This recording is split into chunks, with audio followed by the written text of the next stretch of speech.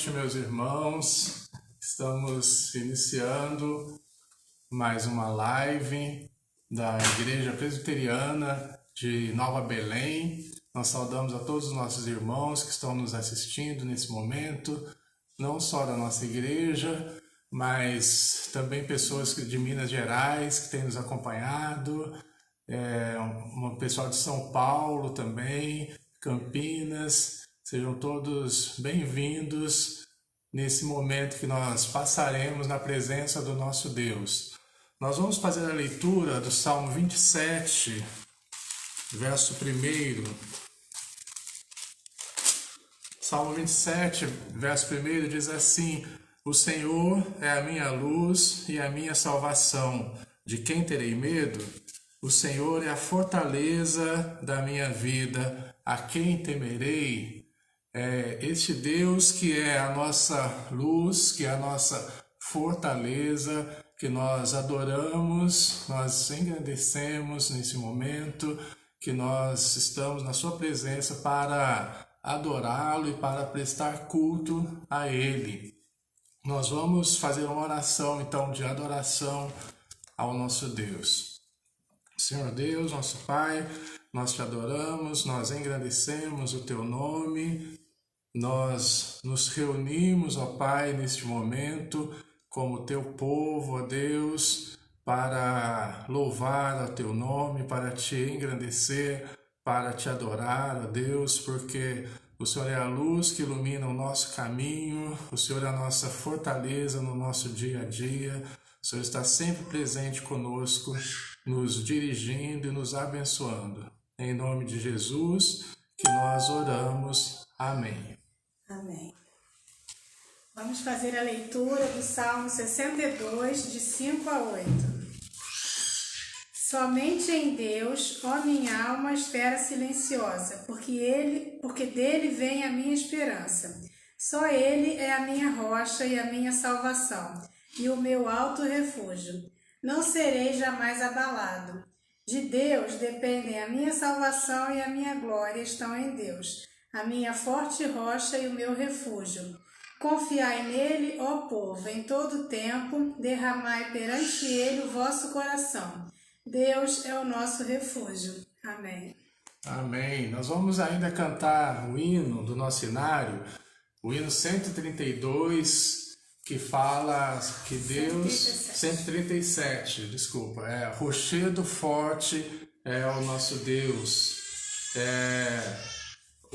Nosso abrigo no temporal, né? Nós lemos um salmo que fala sobre a confiança que nós devemos ter neste Deus, e agora nós vamos cantar, né? Que nós devemos ter confiança nele, que é a nossa rocha, que é o nosso porto seguro.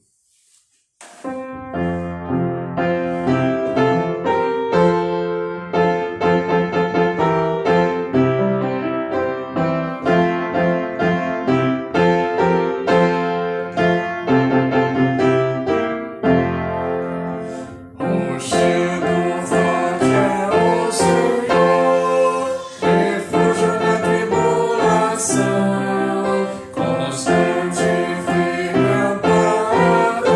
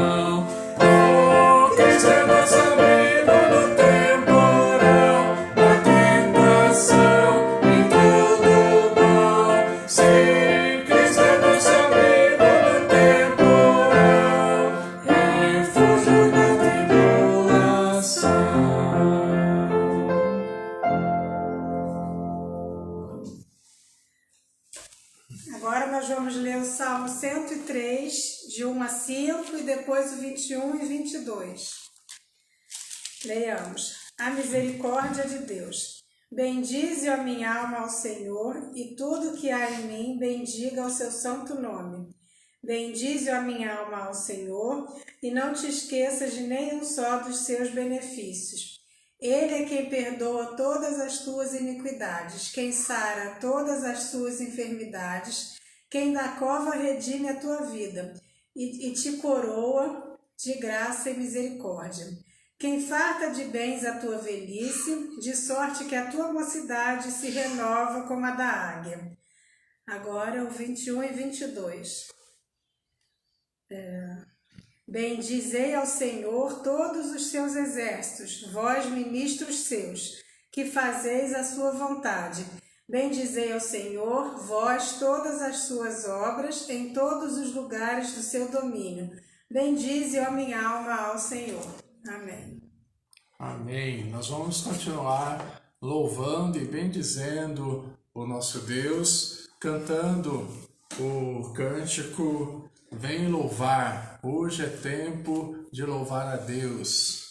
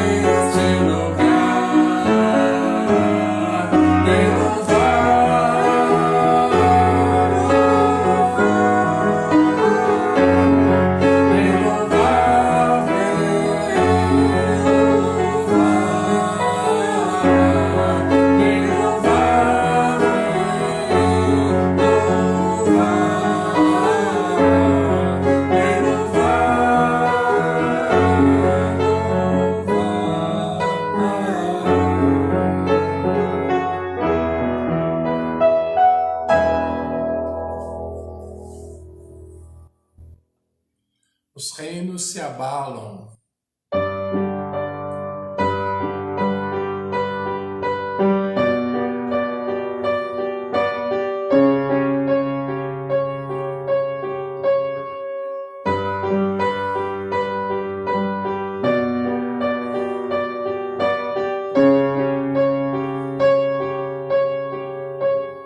Os reinos se abalam, os povos se curvam, as bocas se abrem, as mãos se levantam, para dizer que tu és o Rei, para dizer que tu és o Senhor.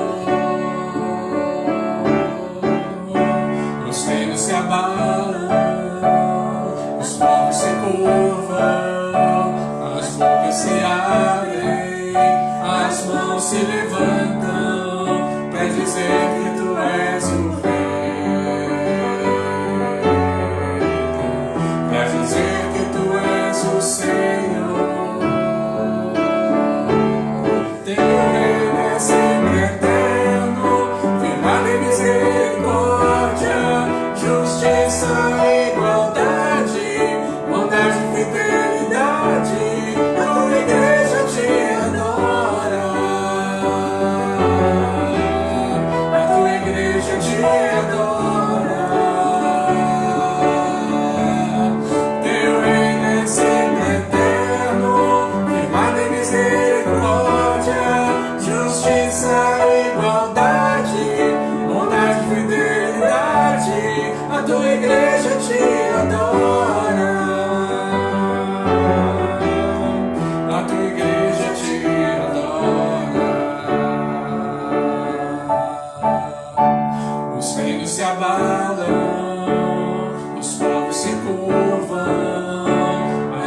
se abrem, as mãos se levantam para dizer que tu és o Rei, para dizer que tu és o Senhor. Os reinos se abalam, os povos se curvam, as bocas se abrem, as mãos se levantam para dizer que tu és o Rei, para dizer que tu és o Senhor. Teu reino é sempre eterno, firmado em misericórdia, justiça e igualdade, bondade e fidelidade. A tua igreja te adora. A tua igreja te adora. Teu reino é sempre eterno, firmado em misericórdia, justiça e igualdade, bondade e fidelidade. A tua igreja te adora. A tua igreja te adora.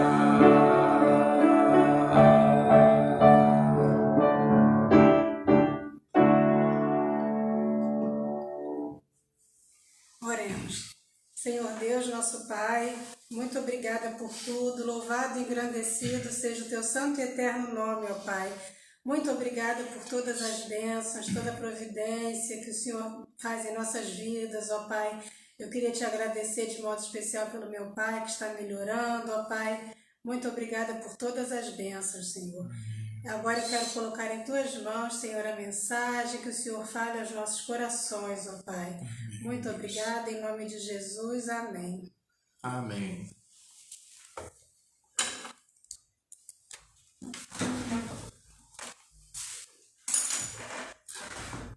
Nós vamos abrir as nossas Bíblias no Evangelho de Lucas, capítulo 11.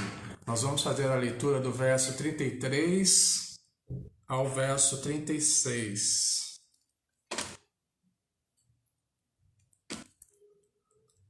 São poucos versículos, do 33 ao 36.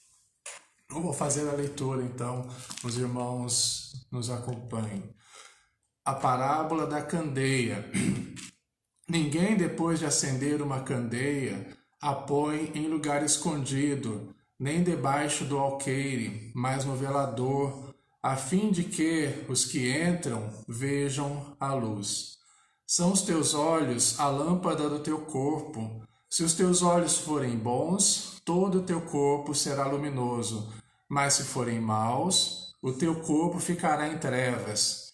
Repara, pois, que a luz que não sejam trevas. Se, portanto, todo o teu corpo for luminoso, sem ter qualquer parte em trevas, será todo resplandecente como a candeia, quando te ilumina em plena luz. Esse texto que fala sobre a luz, né, a parábola da candeia, ou, para a gente entender melhor, da lamparina, né?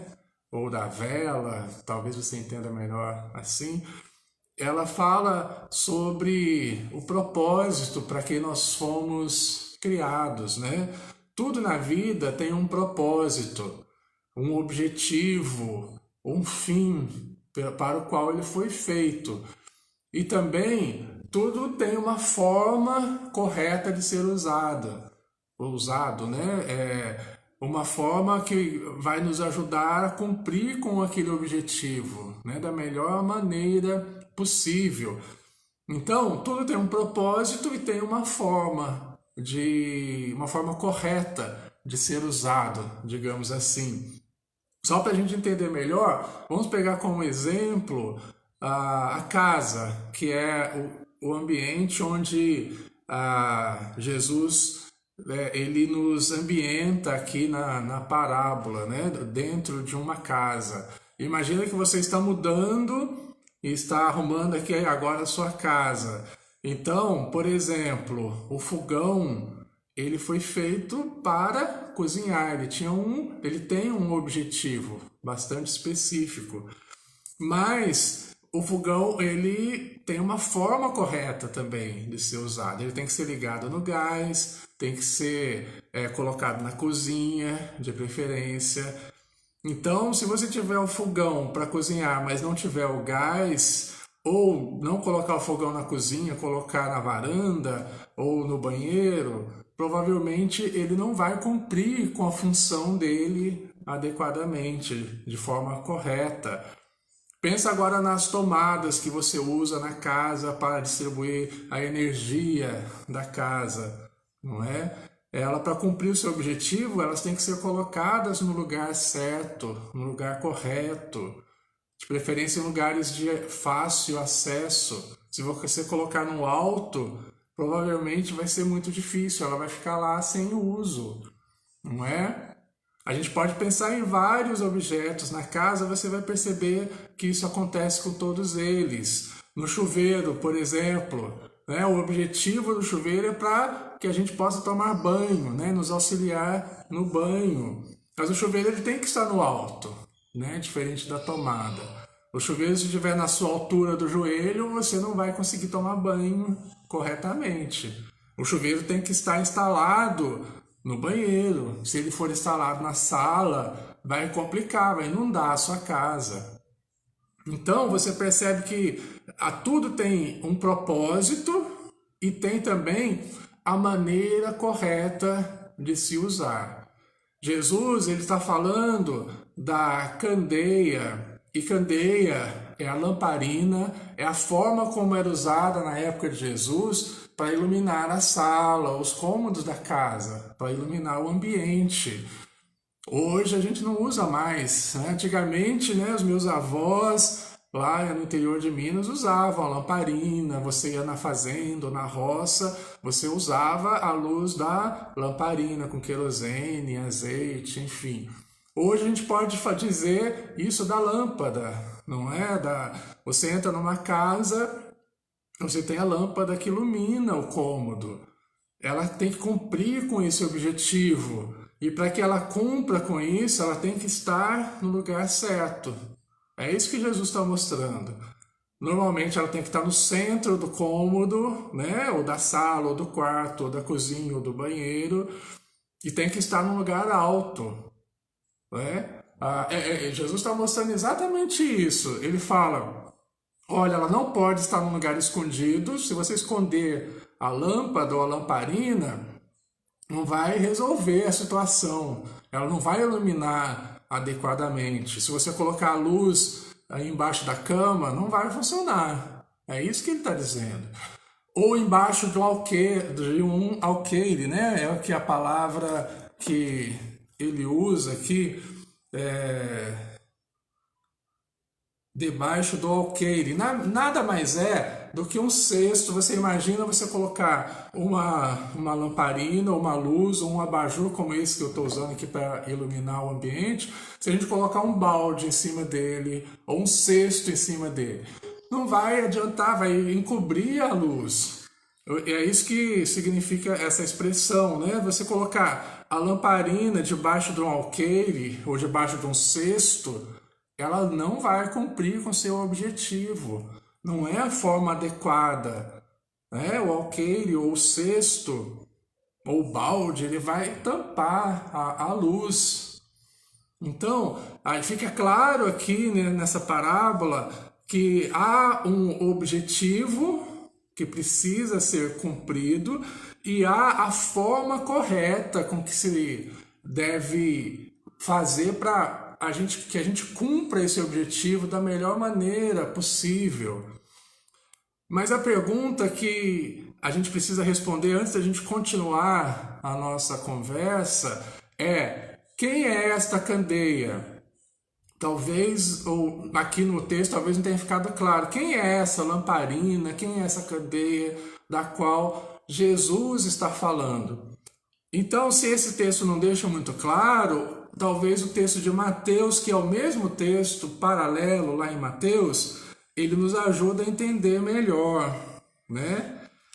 Mateus nos ajuda. É Mateus 5, verso 14 e 15. Ele diz assim: vós sois a luz do mundo. Não se pode esconder a cidade edificada sobre um monte, nem se acende uma candeia para colocá-la debaixo do alqueire, mas no velador, e alumia todos os que se encontram na casa. Então, já em Mateus, fica bem claro que esta candeia a qual Jesus está se referindo somos nós. Ele diz: vós sois a luz do mundo. E essa candeia tem que ser colocada no lugar próprio, né? No velador, como ele diz, no lugar correto, como a gente acabou de dizer. O velador era aquele lugar próprio para você colocar a lamparina, um lugar alto, onde a pessoa chegava, entrava na sala e já percebia que estava iluminado o ambiente, não é? Mas você pode estar se perguntando: ué, pastor, mas Jesus, não foi Jesus quem falou, eu sou a luz do mundo? Então aí você está me confundindo, é Jesus que é a luz do mundo ou nós somos a luz do mundo? Que Jesus está dizendo aqui em Mateus, né? Que nós somos, você está falando para os discípulos, né? Vocês são a luz do mundo, os discípulos, né? Nós, seguidores de Cristo, somos a luz do mundo. Mas ele falou mesmo que ele é a luz do mundo. Então, como que fica essa história, né? Lá em João 12, Jesus diz: eu sou a luz do mundo. E tá certo, Jesus é a luz do mundo. Um exemplo que pode nos ajudar a entender isso, apesar de ser imperfeito, né? Como todo exemplo que a gente dá, como toda comparação, ela é imperfeita, mas nos ajuda a entender o Sol e a Lua, por exemplo. A Lua e os demais astros da nossa galáxia, enfim. O Sol, ele brilha, mas ele brilha porque ele tem a luz própria, a luz é dele. Ele brilha porque ele é um astro todo luminoso. A Lua brilha também, a luz brilha. A Lua brilha. Só que todos nós sabemos que a luz não tem luz própria. A luz, ela brilha, ela ilumina, ela é luz, nós podemos dizer assim, mas porque ela reflete a luz, né? Não porque ela tem a luz em si. Ela reflete, assim como os demais astros refletem a luz do Sol. Então, o Sol é a luz, só que os astros todos, inclusive a Lua, reflete esta luz, que é a luz do Sol. Da mesma forma, acontece com Jesus. Jesus é a luz do mundo. É quando ele fala lá em João 8 que ele é a luz do mundo, e está certo. E agora também está correto quando ele diz: vocês são a luz do mundo. Mas a diferença entre nós e Jesus é que ele é a luz do mundo. E nós refletimos a luz de Jesus, né? É Jesus em nós, nos transformando em luz, e nós refletimos esta luz. Então é ele que tem luz própria. Nós refletimos esta luz quando estamos nele. E aí, entendido isso, a gente retoma o nosso primeiro raciocínio, que é o propósito da luz. É disso que Jesus está falando. Então, entendido que nós somos esta luz, que nós somos esta lamparina, essa candeia que Jesus está se referindo, nós temos que cumprir este propósito, que o propósito da luz é iluminar o ambiente onde se encontra, iluminar as trevas, dissipar as trevas. E repara algo que é muito interessante, que as trevas elas podem ser grandes, né? Podem ser muitas trevas, mas a luz, ela não importa o tamanho, pode ser pequena, pode ser média, pode ser grande. A luz, aonde ela está, ela ilumina. Pode ser um facho de luz, mas ilumina. Não é? Pode ser uma luz média, vai iluminar mais, uma luz grande, enfim. Mas ela ilumina, ela cumpre com o seu propósito. E para que a gente cumpra com esse propósito, de uma forma adequada ou da melhor maneira possível, para que a gente seja luz do mundo, como Jesus falou, e como de fato a gente quer ser, né? Nós que seguimos a Cristo, nós queremos seguir o exemplo dele e queremos ser luz também, iluminar o mundo, as pessoas, o ambiente onde nós estamos. Mas o texto ele nos adverte que a gente precisa tomar cuidado, que tem dois perigos que nos atrapalham nessa tarefa de cumprir com esse objetivo da luz iluminando tudo. E esses dois perigos, eles são, um é externo e o outro interno. São dois fatores que fica bem claro aqui, externos, um externo e o outro interno. O externo é o local onde nós estamos, são as condições onde nós estamos, que podem ser favoráveis ou não. Fica muito claro isso no texto. A luz para brilhar, ela não pode estar num lugar escondido. A luz para brilhar, ela não pode estar embaixo de um cesto ou de um alqueire. A luz para brilhar, ela tem que estar num lugar adequado, no velador ou no teto, em cima. Hoje a gente não tem velador, mas não tem velador. Há 2000 anos atrás era um velador, se chamava velador. Hoje não é mais, é a lâmpada aqui em cima. Tem que estar no lugar correto. E o lugar do cristão, da mesma forma, não é escondido. Esse cristão que é luz, ele não pode ficar escondido. É esta a ideia. E tem cristão hoje em dia que é tão discreto que você nem sabe que ele é cristão, não é? Ele se esconde tanto, é tão temeroso e você nem sabe, né, que ele é cristão. Tem aquela ideia, eu não quero ser invasivo, eu não quero incomodar, eu fico na minha, mas aí você cai num individualismo, as pessoas são individualistas, e nós cristãos acabamos sendo individualistas muitas vezes, cada um no seu quadrado, mas a gente cai neste erro de não iluminar da forma adequada. Por quê? Porque nós deixamos que o ambiente nos abafe, né? A gente precisa se mostrar, né?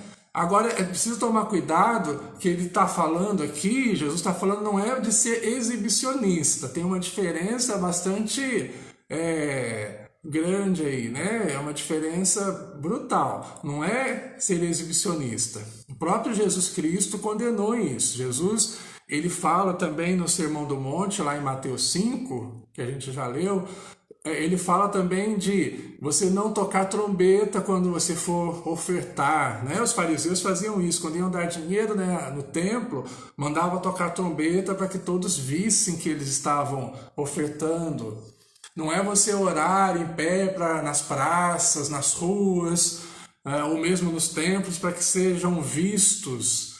Jesus, ele abomina isso. Ele falou, não é para ser assim, não é exibicionismo. O que Jesus está falando agora é, você tem que brilhar, você tem que deixar as pessoas te verem, você tem que iluminar o caminho das pessoas, você tem que mostrar a verdade, mostrar a luz do Evangelho, mostrar a Jesus Cristo. E é para isso que nós fomos criados. Nós precisamos refletir a luz de Cristo para que as pessoas vejam Cristo em nós. Mas para isso nós precisamos estar no lugar certo. Para isso nós precisamos não nos esconder. Para isso a gente tem que falar. Se você não falar, como as pessoas saberão? Para isso nós precisamos mostrar, testemunhar. E isso quer dizer o quê? Que você vai viver de tal forma que as pessoas vão ver esta luz em você, a luz do Evangelho. Você vai mostrar a luz de Cristo, você vai brilhar como? Com a sua vida, com a sua maneira de viver. seguindo os ensinos de Cristo, seguindo os princípios bíblicos, sendo honesto, sendo ético, amando a Deus, mas amando ao próximo também. O próprio Cristo falou, não adianta você falar que ama a Deus, mas não ama o seu próximo. Não é? Como você pode amar aquele que você não vê se você não ama aquele que você está vendo? Então a gente precisa, com a nossa vida, com todo o nosso ser, refletir essa luz, que é a luz de Cristo, no meio onde a gente vive, da melhor maneira possível. Mas tem um outro fator que no texto da parábola, que está no verso 34, que é um perigo que Jesus nos alerta também, um fator interno agora. A gente falou do externo, que está fora de nós, agora ele fala de um que está dentro de nós, que parte de dentro para fora. Ele fala dos olhos. Então não são só os fatores externos que nos impedem de brilhar, há também fatores internos que podem nos atrapalhar a brilhar. Os olhos é um exemplo disso. Ele diz no verso 34, olha, se os olhos forem bons, você será luminoso. Se os olhos forem maus, você será trevas, você vai viver na escuridão. E aí, para a gente entender melhor o raciocínio de Jesus aqui, a gente precisa pensar um pouquinho a respeito disso, né? O que o olho aqui está representando? Nós, como criação de Deus, como homens que pensam, né, que foram criados à imagem e semelhança de Deus, nós fomos criados com 5 sentidos. Então, a gente percebe o mundo através desses sentidos, que são a visão, o olfato, o paladar, a audição e o tato. Né? A visão, o que você vê, o olfato é o que você sente, são os cheiros, o paladar é quando você come o alimento, a audição é o que você escuta e o tato é o que você pega. Então, esses 5 sentidos, eles nos auxiliam a gente conhecer o que está à nossa volta, conhecer o mundo. A gente conhece e se relaciona com o mundo através destes sentidos. Mas, olha que interessante, tem um desses sentidos que ele predomina sobre os outros. E ele é tão bom, é tão excepcional, mas muitas vezes ele acaba prejudicando o desenvolvimento dos outros. Só para dar um exemplo, eu sou formado em piano, todo mundo sabe, né? Pelo menos os que estão me assistindo eu acho que sabem. E no estudo do piano a gente usa muito o quê? A visão, né? A audição e o tato, você toca. Mas o que acontece é que a visão ela acaba inibindo os outros sentidos. Então a maneira de você estudar, e aí uma dica para os pianistas, se alguém estiver nos assistindo, estudar numa sala escura, apagar a luz mesmo. Já fiz isso muitas vezes e no começo você começa a borrar e toca tudo errado, mas aos poucos, né, você tirando um pouco a visão e articulando mais, né, a audição e o tato, as coisas vão ficando mais claras, não é? Porque a visão ela acaba inibindo o tato e a audição. E aí uma das formas de você estudar e de memorizar e de limpar as notas é tirando um pouco, né, essa visão, que é algo tão maravilhoso, mas que muitas vezes acaba por atrapalhar os outros sentidos. E fazendo assim você vai melhorar bastante. Só para mostrar como a visão ela é importante e como ela é um dos sentidos, talvez por isso Jesus usa isso, fala do olho, porque é algo que realmente predomina entre os 5 sentidos, né? Então a gente precisa dar uma atenção especial para a visão. É isso que Jesus está falando. E se você parar para analisar nos mandamentos, o 10º mandamento fala sobre visão. Qual foi o pecado original de Adão e Eva? Até vale a pena a gente dar uma olhada lá em Gênesis 3, capítulo 3, verso 6. Olha que interessante. Vendo, já começa assim, vendo, olhou, né, a mulher, que a árvore era boa para se comer, agradável aos olhos e árvore desejável para dar entendimento. Tomou-lhe do fruto e comeu, e deu também ao seu marido e comeu. Aí você percebe nitidamente que o primeiro pecado, o pecado original, ele começa aonde? A partir do quê? A partir do sentido da visão. Primeiro Eva viu, é o que o texto está falando, ela viu e ela já criou um juízo. Ela viu e já criou um juízo de que aquilo era agradável aos olhos. E sendo agradável aos olhos, devia ser bom para se comer, né? E aí já vem o pecado da cobiça, que nasce a partir do olhar. Percebe? Por isso que Jesus está falando, cuidado com os olhos. Se os olhos forem bons, você será luminoso. Se os olhos forem maus, você só será trevas.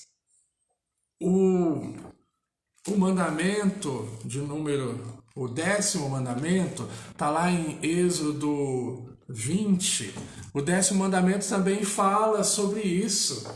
Qual que é? Não cobiçarás. E a cobiça, como a gente viu aqui em Eva e Adão, começa com o olhar. E lá diz, em Êxodo 20, o 10º mandamento, diz assim, não cobiçarás o quê? Não cobiçarás a mulher do teu próximo, não cobiçarás o servo desta mulher ou do teu próximo, não cobiçarás o boi, o jumento, não cobiçarás coisa alguma que pertence ao teu próximo. Se você quiser contextualizar esse mandamento para a gente entender, porque a não ser que você viva num contexto rural, né, fica um pouco estranho o boi, o jumento, né, o servo, mas você pode trazer isso para o seu dia a dia. Não é? Então não cobiçarás a mulher do teu próximo, não cobiçarás os funcionários do teu próximo, não cobiçarás o carrão que ele tem na garagem, não cobiçarás a moto, não cobiçarás a casa do teu próximo, ou não cobiçarás nada que pertence ao teu próximo. E tudo isso começa com o olhar. Jesus está dizendo, quando os teus olhos forem maus, ele contamina o corpo, e a luz que há em ti será trevas. E o contrário é verdadeiro, se os teus olhos forem bons, todo o seu corpo será luminoso, todo o seu corpo será resplandecente.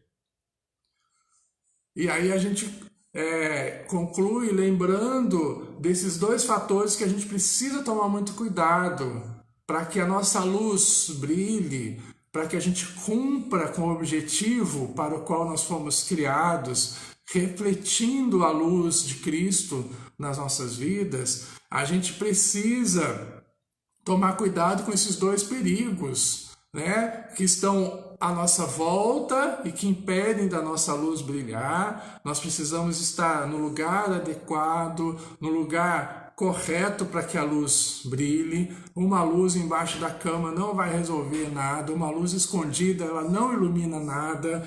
Então ela precisa estar no lugar certo para iluminar. Assim o cristão precisa também estar no lugar certo e fazer diferença onde ele está e brilhar onde ele está. Ele precisa mostrar, né, se mostrar no bom sentido, não se exibir, mas se mostrar como cristão verdadeiro. E também temos que cuidar do fator interno, que são os olhos. Se os olhos forem bons, se não forem olhos cobiçosos, se não forem olhos que tragam para si a cobiça, e a cobiça a gente sabe que ela se transforma em ação, em pecado, e o pecado traz consequências na sua vida. Se os seus olhos forem bons, você será todo luz. Nós somos a luz do mundo. Assim como Cristo é, nós refletimos a luz de Cristo.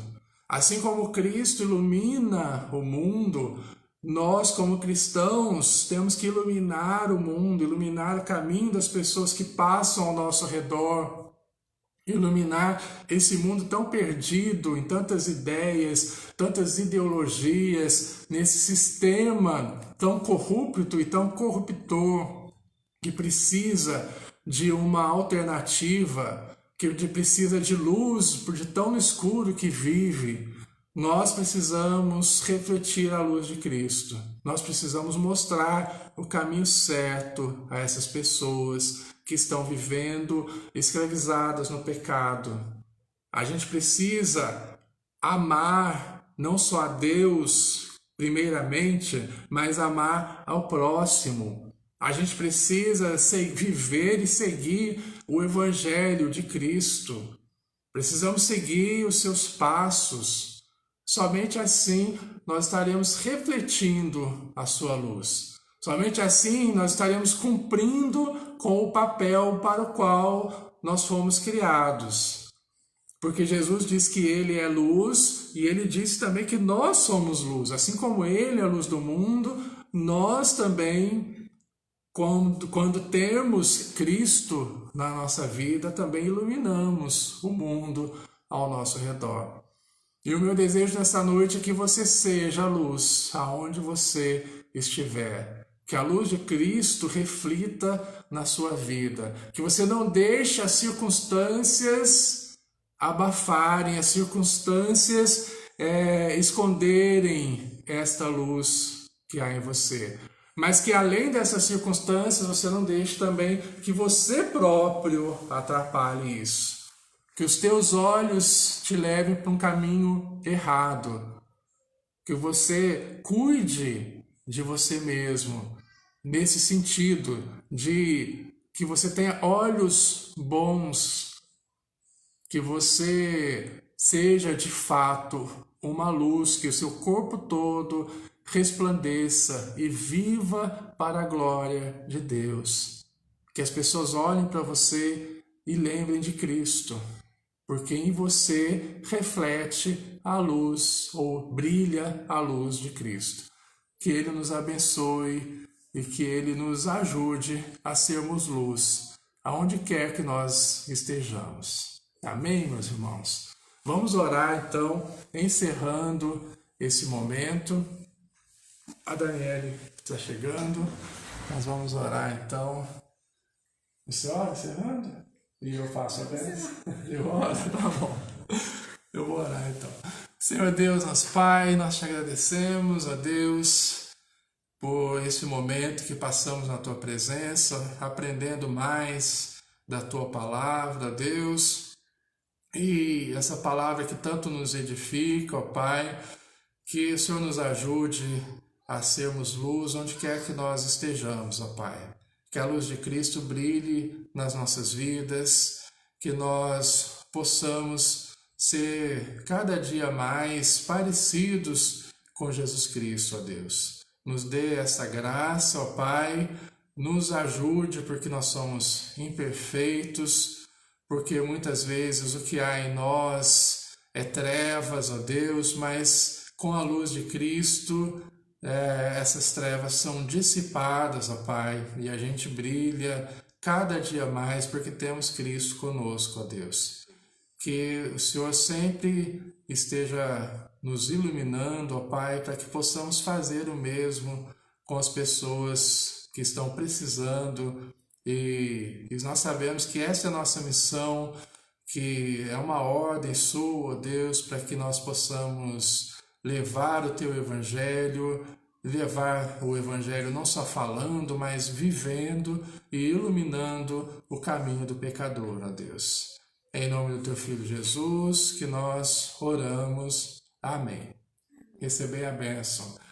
Que a graça do nosso Senhor Jesus Cristo Que o amor de Deus, o Pai, e a comunhão e a consolação do Espírito Santo estejam sobre todos nós, desde agora e para todos sempre. Amém. Amém. Nós agradecemos a presença de todos conosco. Queremos dizer que já estou ficando com saudade, porque no domingo que vem provavelmente será a nossa última live, porque a igreja de Nova Belém, a gente já voltou aos cultos pela manhã, a escola dominical e culto, e em setembro a gente vai voltar com os cultos à noite. Então, em setembro eu já não poderei fazer mais essa live, porque a nossa igreja, graças a Deus, está voltando, né? Graças a Deus por isso, e tenho certeza que as outras igrejas dos irmãos que estão nos assistindo também estarão voltando, e o nosso objetivo foi cumprido, né? Que é levar a mensagem de Deus para os nossos irmãos nesse período de pandemia, período que a gente estava, assim, sendo impedido mesmo de nos reunirmos, né? E graças a Deus por isso, porque a gente pôde se reunir virtualmente. Mas esse tempo está acabando e a gente vai voltando aos poucos ao normal. A nossa igreja já voltou quase que 70% ao normal. Em setembro a gente pretende voltar um pouquinho mais, né? Quem sabe até o final do ano a gente normaliza, né? Vamos orar para que essa pandemia também melhore, né, no nosso país. Boa semana a todos, Deus abençoe. Deus abençoe vocês. Tchau.